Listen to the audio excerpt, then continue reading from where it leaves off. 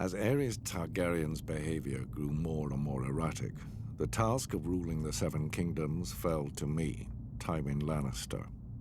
I had served Aerys for nearly 20 years, and as a result, the realm had prospered. The royal coffers were full, the land was at peace. But Aerys grew increasingly hostile, jealous of the success many credited to me. My power and influence unnerved him.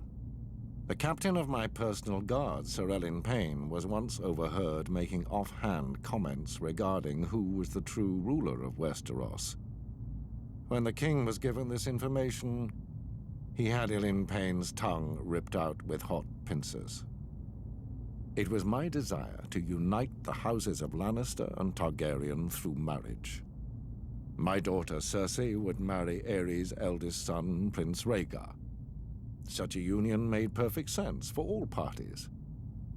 However, Aerys' senses had begun to leave him quite some time earlier. Instead of uniting the royal family with its most loyal and powerful ally, Aerys chose instead to insult my family, indicating that such a match was beneath Rhaegar. Instead, he chose Elia Martell of Dawn to be Rhaegar's wife.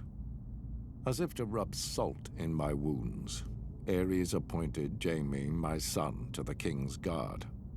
The King's Guard may be an honor for lesser families than ours, but it is a lifetime appointment that forces him to renounce all family holdings. This creates a difficulty in naming an heir to Casterly Rock. But Aerys knew all that.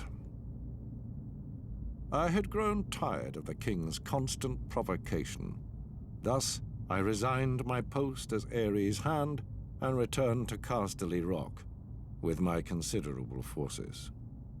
When Robert Baratheon rebelled against the throne, Aerys grew fearful that I would join with Robert's forces and rise against him. He thought himself clever and kept Jaime very close, as if warning me. He sunk deeper and deeper into delusion, paranoia, and violence. I've heard it said he became obsessed with wildfire, a substance which, once lit, cannot be extinguished. Convinced he had enemies all around him, he wouldn't allow blades in his presence, save for those of his king's guard. Alas, that proved to be his undoing.